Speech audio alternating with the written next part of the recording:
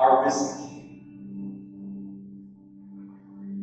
That when all of heaven waited with anticipation to see the Lion of Judah, they saw the Lamb that was slain and risen again. We are so thankful that you are our King enthroned in heaven above. And so as we would worship in your name, we ask that you would lead us in your word. Jesus, we trust and believe and know that you are the Word of God. So we don't want to read it alone. We don't want to think about it all by ourselves. We want your presence with us. So would you lean in close as we lean in close to you? Would you speak to our very hearts, to our minds, and when we leave this place, will we know that we have heard from the Lord? Holy Spirit, I just ask the meditation of my heart, the things that I've been wondering and praying, even in worship, that those will be pleasing in your sight, because you are my rock and you are my Redeemer. We rejoice in your name, Jesus. It's your precious name we pray. Amen. Amen. Good evening, family. I just want to remind you, in case you're looking for them later, well, first of all, I know my voice is deeper than Saturday night, but now that I'm hearing it in the room, somebody pray, because it gets much deeper. We're going to have a problem on Sunday morning with that. Wow, I need to record some stuff real quick, some voiceovers or some things like that. But I want to remind you that the kids shared that they have these prayer cards in the back. Back there, when you get up, you're going to go quickly at the end of worship to the back right corner to get one of their prayer cards or one of their magnets, because I am convinced that everybody who says, I'm part of the Church of God, ought to have at least one missionary's prayer card in their Bible or on their refrigerator.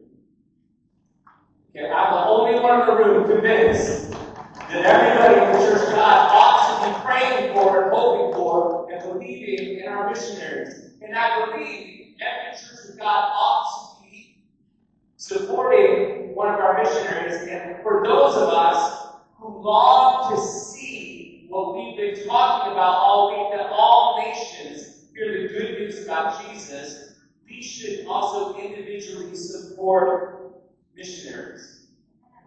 We don't hear that a lot. We talk about, hey, would your church support us? And so when I see the pictures of the 3-year-old team, I'm excited because I know everybody on that team. So if you have questions for the kids and they're busy, come see me. I'd love to talk to you about them. Sadly, the kids know this. I don't support them monthly, but I support the Lakers. Laura and I do each and every month because we believe in what God is doing through global strategy. We want to see a difference and a change in the world. I would just like to point out that the kids in the room, that I've never been invited to that big event they have every 18 months. I speak stuff into existence, but I do it when the people who make decisions are in the room. But I am so thankful for what God is doing through the Church of God, both in the United States and Canada, and all around the world. I hope that you know it's making a difference. The Lakers who support our Birkenhead in the United Kingdom. And one of my favorite things is I love soccer. I call it soccer here, football there, because I don't want anybody to beat me up. But Schrader Rovers is like the minorest minor league soccer team you've ever heard of. Their sponsor is a trash company. I'm not kidding you. I can get their jerseys from here because nobody knows it's a trash company. But I know. And a couple years ago, in their promo video for Christmas, I think in the crowd, we got a good here, and I just was listening. But we are connected to the Church of God all around the world. Please keep praying and hoping and believing for our missionaries. Some of you are looking at your watches. Oh, come on. We know you are. If you can give me terrible towels and put flamingos in my yard, we can be honest with each other, can't we? And so I'm inviting you in this moment where you're saying, I've got these plans, I've got this campfire, I've got these s'mores, I've got these other things, to lean into this moment. Try not to lean out of it too soon. Try to stay in it with me. Because tonight matters to everyone in this room. And when we start to read God's word, you may say, I know that already, but I am telling you, you have sisters and brothers in the room who don't know it. And it may actually end up in their freedom tonight. So we pray for them and hoping for them. Our main passage, our big idea for the entire week is that we want to see one more in Jesus' name, one more disciple, one more leader, one more church. And so we're in Matthew 28 to begin. But the 11 disciples proceeded to Galilee, to the mountain which Jesus had designated to them. And when they saw him, they worshipped him, but some were doubtful. And Jesus came up and spoke to them, saying, all authority in heaven and on earth has been given to me.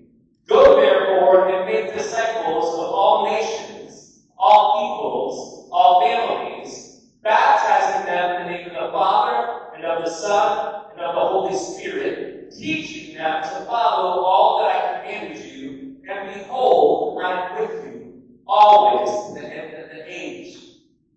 And the conversation we've been having as we go slowly through this passage is we've been trying to ask questions about why and who. We've been asking ourselves, who is this God who takes us back to the beginning? Who is this God who is always seeking for us and looking for us? What is Matthew doing that Matthew keeps taking us to mountains? And why does God choose to reveal himself to humanity? What kind of God is this? You say, what kind of God has all authority and is seated on high, the Son of Man, at the right hand of the Father? And the good news that Ephesians tells us is we are seated there with him. I don't know where you're at, but I'm up in his lap. Because as I told you last night, I'm his favorite. So I'm sitting up close, because I want to hear the heartbeat of heaven. Who is this God who desires all nations, all people, all families? And hopefully you know that means all of everybody. But who is this God? Who when somebody gets saved and says, yes, I believe in Jesus. I believe that God sent him from heaven to earth. I believe he is the Son of God. I believe he died on the cross for my sins. I believe he was resurrected. I believe. And I confess my sins. And I want to be a child of God. Who is this God who says, then baptize them? All you all, because I saw how long you were standing, have been in church way too long. Did you think that is normal? It's normal in church, but it's not normal anywhere else. So what is it about God that God chooses water over and over and over again? As the story of the people of God who were in slavery in Egypt, and Moses came and said, first of all, he didn't say, set my people free first. He said, hey, you just want to go worship God in the desert. It was an escape plan. But then God said, let my people go. And they are going, and then God takes them through the Red Sea. But as the prophets and as the people of God, and as the rabbis told that story, what they heard from God is what God was saying is you should have died in the water, but I redeemed you out of the water. You should have been dead, but you are alive, and therefore you are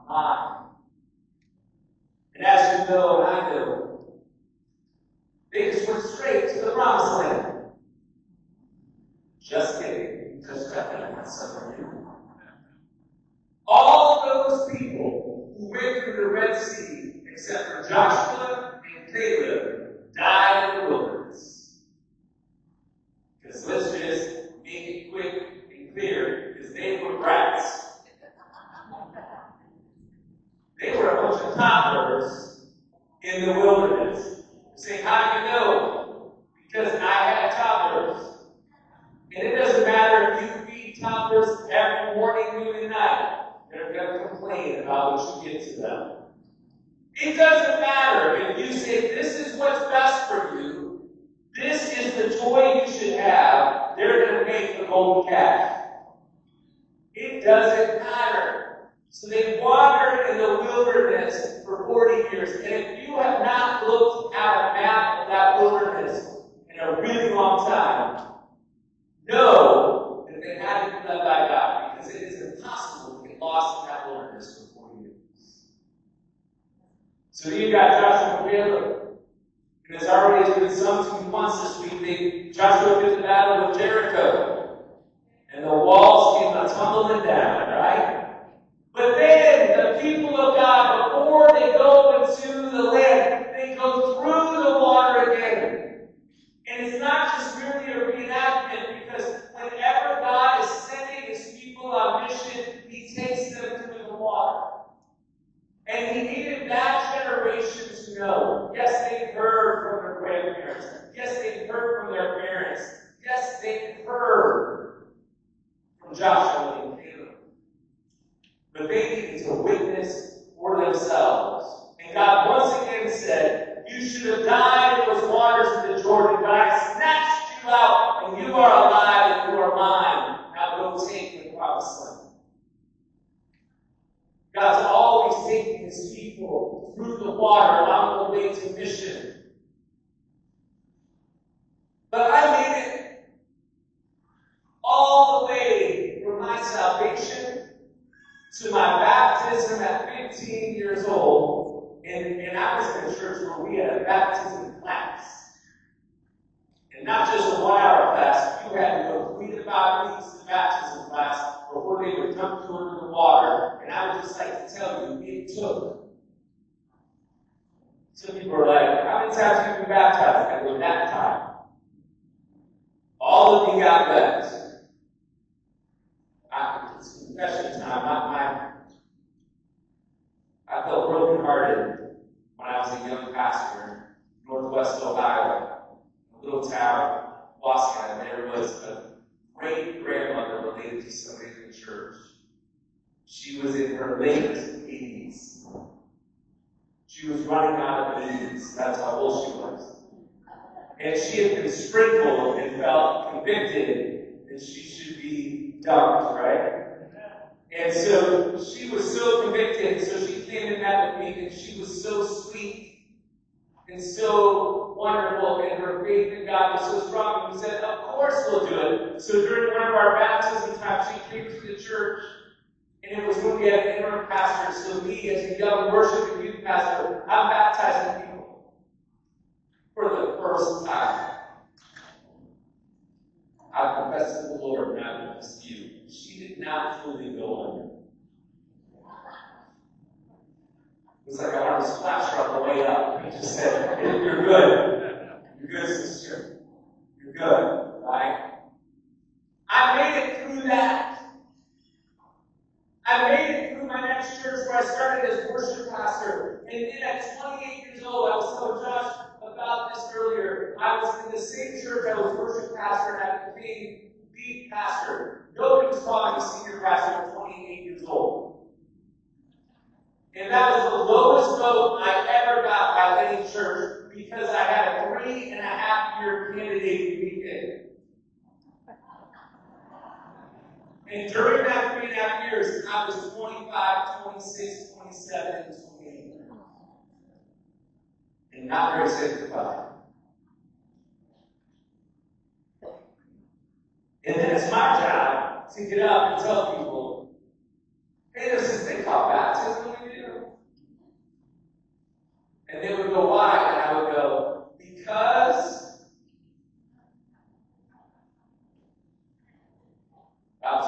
me so well. It was amazing. But honestly, I felt the discomfort with this idea of baptism. And I used to say, I don't say it anymore, but I used to say, when I get to heaven, I've got a lot of questions. And oh, do I still, but there are different questions. But I would say, God, I want to talk to God about why we go and make disciples of all nations and baptize them in the name of the Father, the Son, and the Holy Spirit. Why? Why? Because most of us in this room are good Church of God folks, and we grow up hearing it's not necessary for salvation. How many? It's not necessary for salvation. And so we say, cool, I'm opting out. Some of you are saying, Josh, it's a little bit odd that you're doing this. You're talking about this on Thursday night, not Tuesday night. Don't you know the baptismal service was Wednesday? No, I just wanted to check that out first. Because I'm praying right now, someone's going to leave. We're not going to baptize them. Because as I said the other night, it's not necessary for salvation. It doesn't make you a member of the church. Salvation is where our identity and our understanding lies. But I've got to do something with Matthew 28 that says, make disciples and then baptize them. Make disciples and then baptize them. Make disciples and then baptize them. And some of us have thought for a long time it was optional. And then what I hope that you hear tonight is not because you were not baptized, but because you didn't understand your baptism is why you might be still struggling with sin.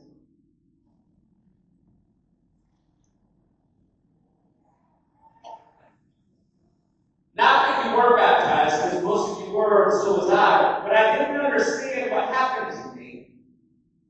I didn't understand what was going on. So then I struggled with my hurts, my habits, my hang-ups, and I couldn't get myself right because I didn't understand what was going on. Because I was in churches that said some things about baptism that aren't found in His Word. You've heard it. It's a public proclamation, a public witness, a public statement about inward change.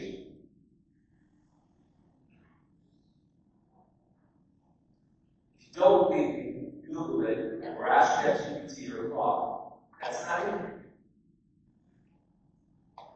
That's not what the Word says happens. We understand that it's symbolic, but I'm going to tell you that something else happens in our lives when we're baptized because the enemy does not attack symbols. I shared this with my conference yesterday morning as I was asking them to pray for everybody who was baptized. I learned this about 11 or 12 years ago, that something more than just a symbol was happening in baptism. My worship pastor, my worship leader, she wouldn't let us call her pastor, my worship leader at my church was Jennifer Stanley, and she had this daughter, Anna, who wanted to be baptized, and we were all excited.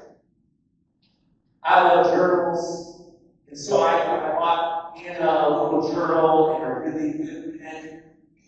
I got her a Pilot G2 pen, because that's what I used to use. Now I use fountain pens. That's why my fingers are always inky.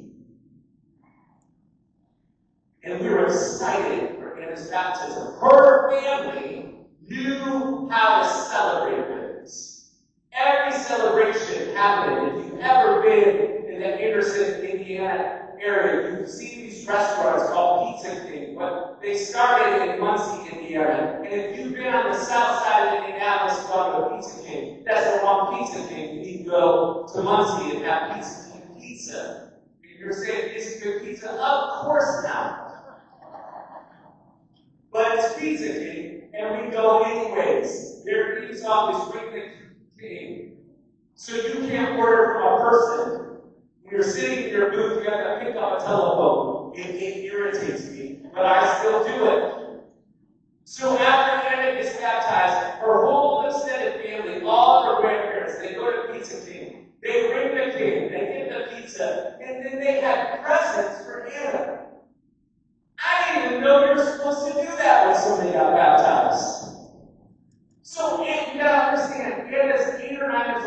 She was having one of the best days of her life. She got baptized, because that's what every 8 or 9-year-old calls it. She got gifts, she got pizza cake, she goes home, they put her to bed. She's just talking about how wonderful her day is. And then about an hour later, she comes downstairs sobbing. And she said, "Last year, I lied to my teacher because I didn't do my homework. I said it got destroyed, but actually I never did it." She was just weeping.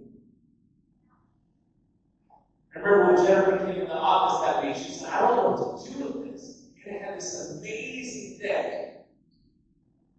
We didn't talk about homework on her baptism day. We didn't talk about her last year of school. And as we sat in prayer and asked Jesus what was up, the only answer I could come up with was that the enemy of her soul and our souls, once she laid her head down, whispered to her and said, "Who do you think you are? You're a liar." And I'm going to tell you, the enemy does not attack things that are merely symbolic. I remember years later, we had a family that had a foster son staying with them. They talked to his family, they talked to his caseworker because he wanted to be baptized too. Great kid, pure heart. When we met with him to talk about his baptism, it was beautiful. 3 days before his baptism, he got suspended from school. First time he ever got baptized school. And I went, My friend Tim Clay. Tim is a mountain of a man. I don't know if you all remember when my new boss, Monte Dillard, was here. He is 6'8", if you didn't catch that. I'm almost 6'1", and my children are taking great joy in every picture of me standing next to them. They're reflecting them. Look how little that is. It's great. Tim is 6'6". He invited me to his fantasy football league one time. Everyone else had played D1 football on the offensive or defensive line. And this guy, I was terrified. But I remember I told Tim, I said, the week before your baptism, or the 2 to 3 weeks after your baptism, I want you to be in prayer because the enemy is going to try to attack. Something bad's going to happen. A week after his baptism, he invited me to dinner. We're sitting at this little restaurant in Muncie called Sunshine Cafe. I only ever went there for breakfast, and I was there at night. I didn't recognize anyone. And Tim, with the biggest smile on his face, said, "Josh, you're never going to believe this is what? I got baptized on Sunday." Well, yes, you did. I was there. Because I got fired from my job on Friday. I said, "Tim, you seem a little too excited." He goes, "You told me something bad was going to happen." And I sat there and I said, something must be going on in our baptism that the enemy doesn't like. And if something is attacked by the enemy, but all you and I are thinking is, I guess it's important, I guess we should do it, the enemy is wrong. Turn with me, if you can, to Romans chapter 6.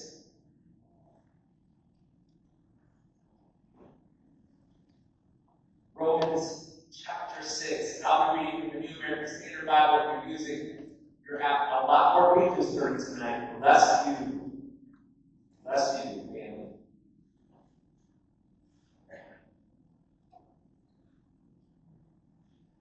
Some of you have never heard this.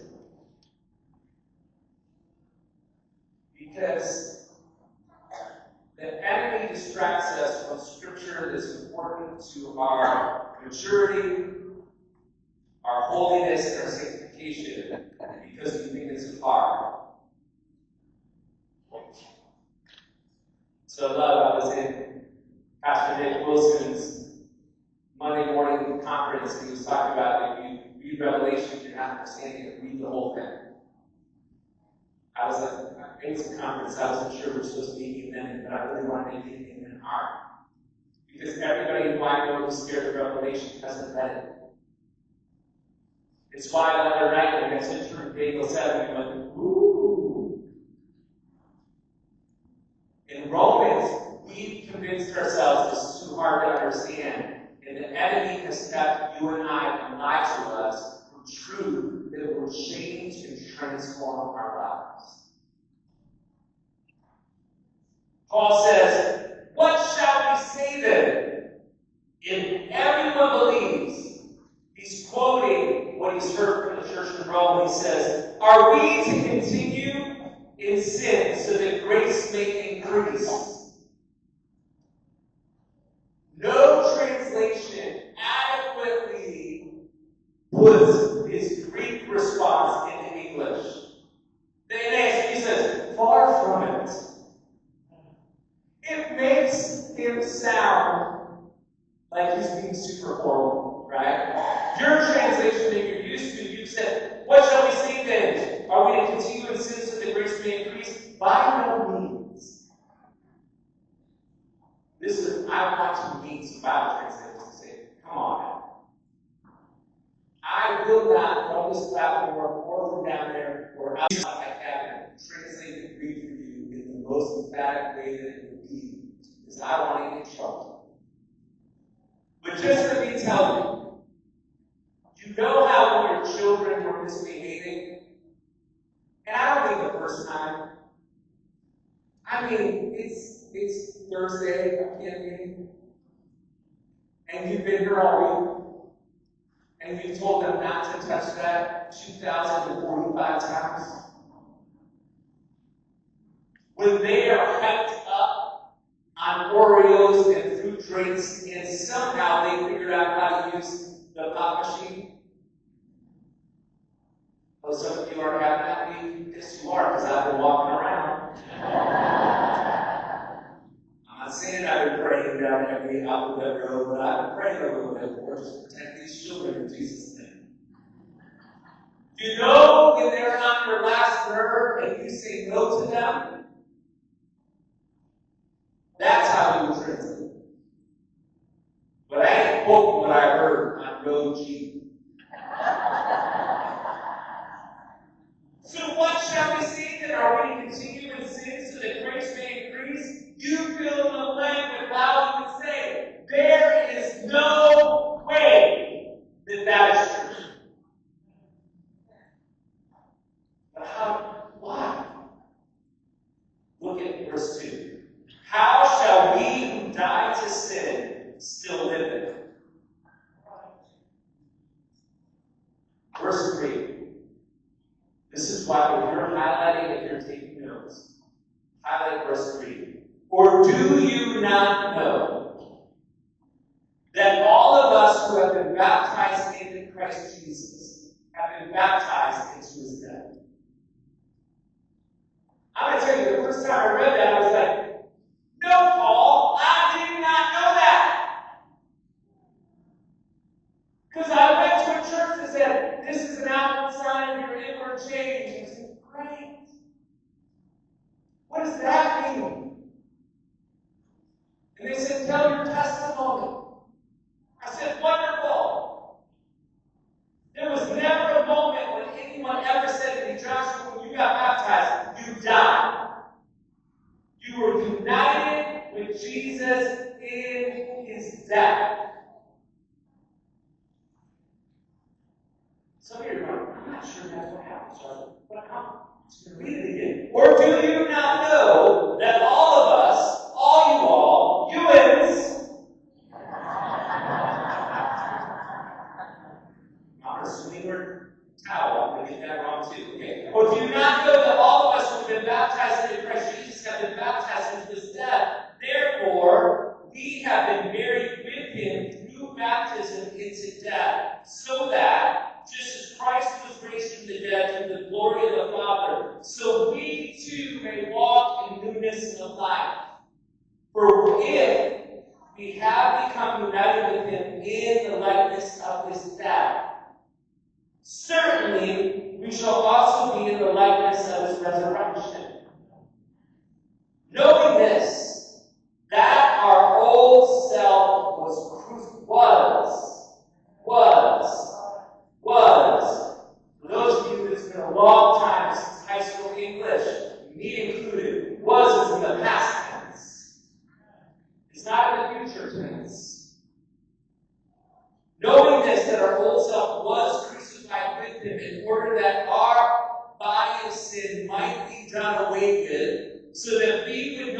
longer be slaves to sin.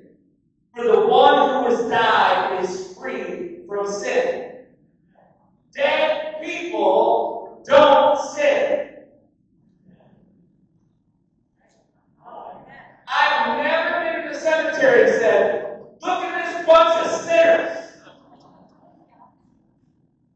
Why? Because they're dead. My grandma was wonderful. My grandma Nancy, I love her. When my parents divorced when I was 10 years old, and we moved from the warmth of Miami, Florida, to the cold of Cleveland in March, she met us at the airport with coats and a Timex watch for some reason. I needed a watch because I was 10. And my grandma kind of knew Jesus. She had had a rough and hard life, and she didn't really know how to raise young boys, but a lot of times we were in her care.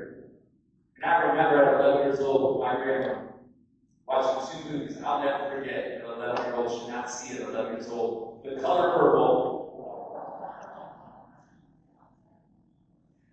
And then, if you've seen that movie, it kind of gets happy at the end, or her cable went out before the happy part. And if that wasn't bad enough, Pet Cemetery. You watch scary movies? No! My grandma stripped that out of me when I was 11 years old. But my grandma, she was a misbehaving diabetic.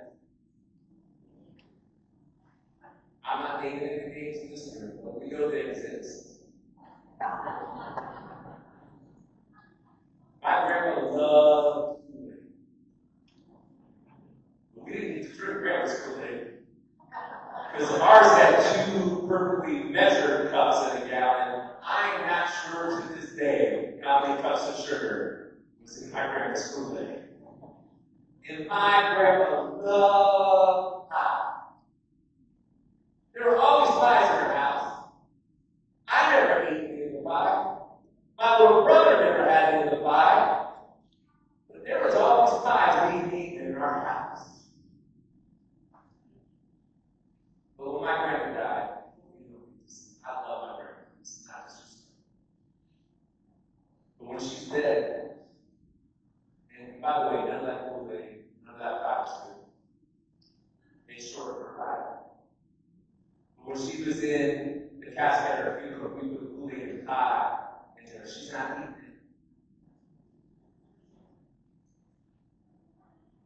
Dead people don't sin. You can go up to somebody who's dead and say, are you lusting? They're not lusting. You can go up to somebody who's dead and say, are you going to commit murder? They're not committing murder. But Paul says, when we were baptized, we were united with Christ in his death and his resurrection. You died and came back to life, and dead people don't sin. Alright, some of y'all not believe me. Verse 8 says, now if we have died with Christ, we believe that we will also live with him, knowing that Christ, having been raised from the dead, is never to die again. Death no longer is master over him. For the death that he died to sin once for all. But the life that he lives to God. So you too consider yourselves to be dead to sin, but alive to God in Christ Jesus. Therefore, sin is not to reign in your mortal body, so that you obey its lusts. And do not go on presenting the parts of your body to sin as instruments of unrighteousness, but present yourselves to God as those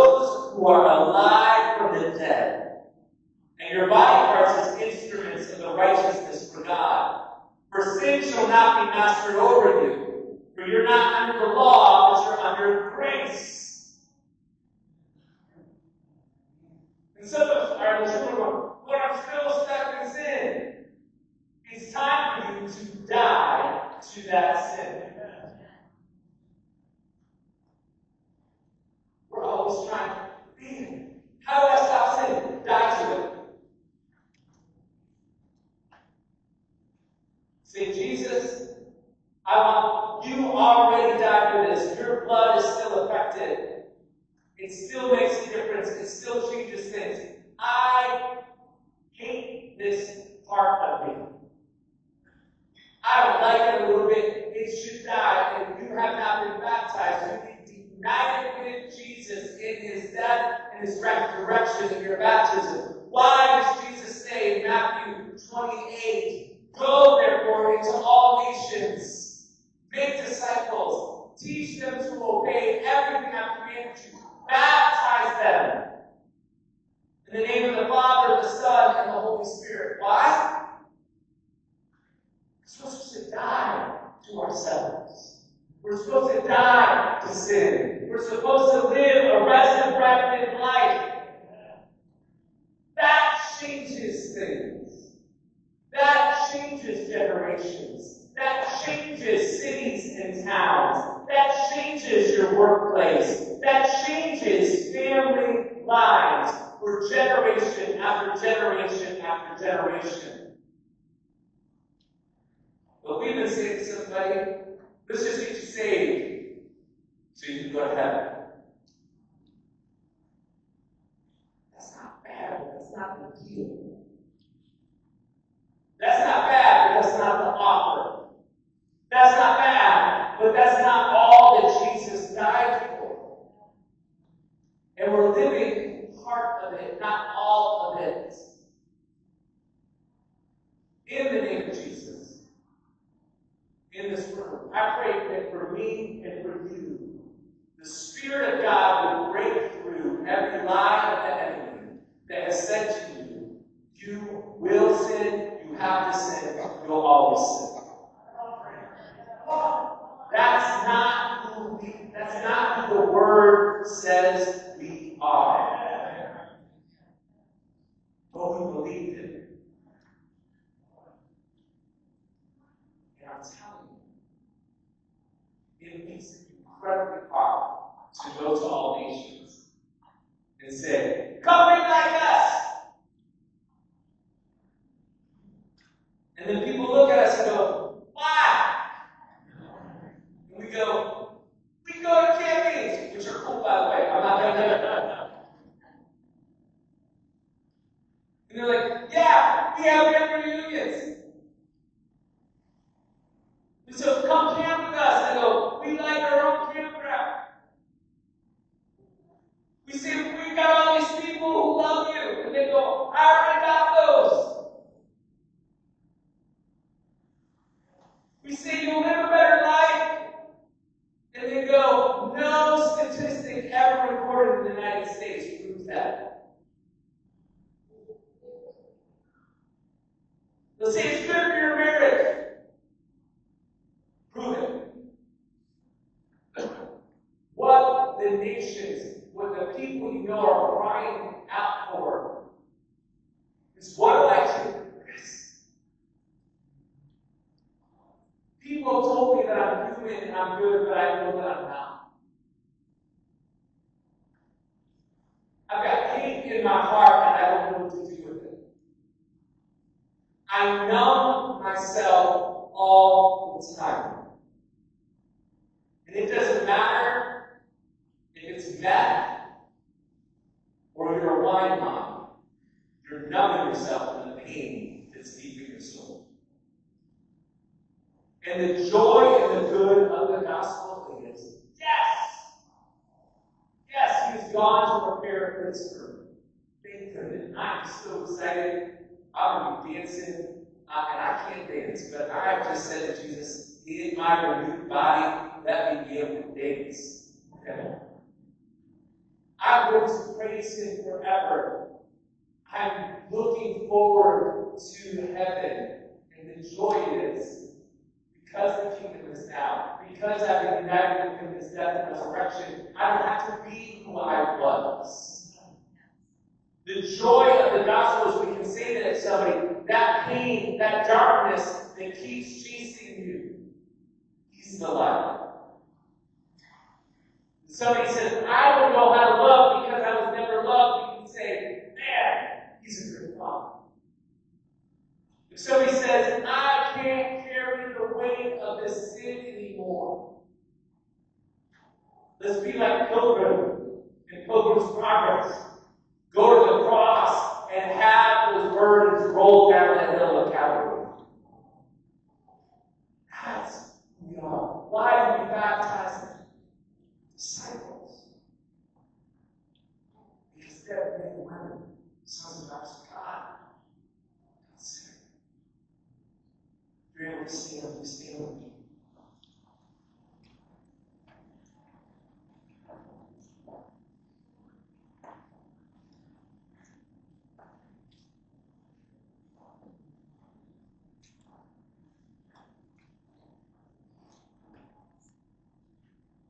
With your eyes closed, just ask. You should be honest with yourself and with Jesus for you.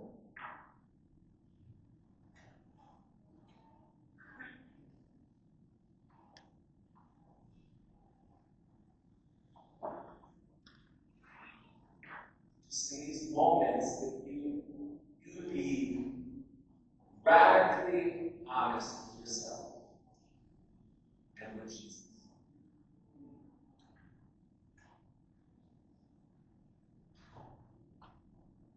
Too many of us came to Jesus. He forgave us of our sins. We were set free indeed. And then we snatched them back up again on the way back from the altar. Way too many of us thought we were just being baptized because that's what people do. Because that was our next step. Because our parents said we should.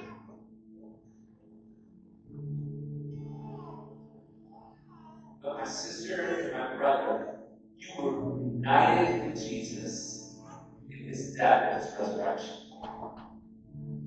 You died to sin, and you are alive to God. That's why we can declare, where, O death, is your victory? Where, O death, is your sting?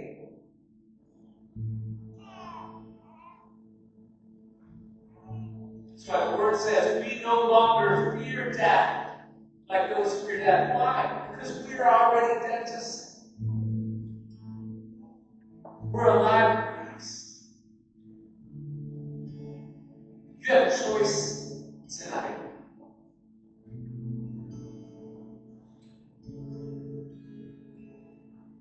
Can you come to the place where you grieve your sin? Where you no longer want it, you no longer like it, you no longer want it. And I would encourage you to lay it down once and for all. Jesus, we thank you for our salvation. You're so faithful that you loved us enough to die for us. And the iniquity, the pain, the sin, the brokenness of all of us was laid on him.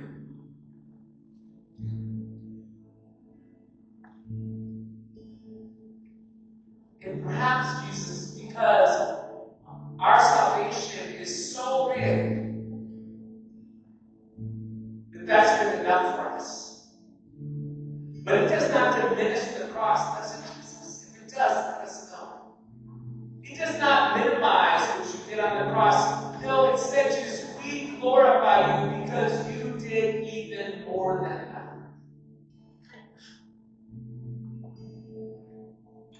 You made it possible that our old selves, our old man, our old woman, could be united with your death. Thank you for taking that on, Jesus. I for one don't want it anymore. I'm glad it's gone. I don't want it to be part of me. I don't want to hold on to me. I don't want to yearn for it anymore. I don't even want to miss it. Holy Spirit, would you walk through this room and touch your sons and your daughters and tell us that it's time to be alive in God. We want to live resurrection lives now. There are those in this room, Holy Spirit, who need to be set free. We ask in the name of Jesus, they would be free indeed. Help us to wrestle with your word. Help us to wrestle with you. But help us to understand you won't relent until you have all of us. Every inch, every part, every thought, every motive, every idea, we give it to you. It's in the power of Jesus' name.